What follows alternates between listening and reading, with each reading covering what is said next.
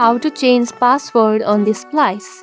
If you are using the Splice and wondering on how to change a password on it, don't worry. In today's video, I'm going to show you how to do it, so let's get started.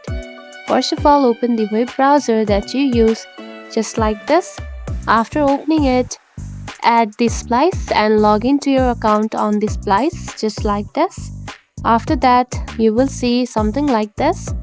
Then tap onto your profile icon right here at the top. Select it. Then here you can find settings. Now tap on it. Then scroll down and here you can find the password option where is the change password right here. Now tap on it. Splice have sent a password reset request to our email. Now open your Gmail. Now here you can find the reset request right here.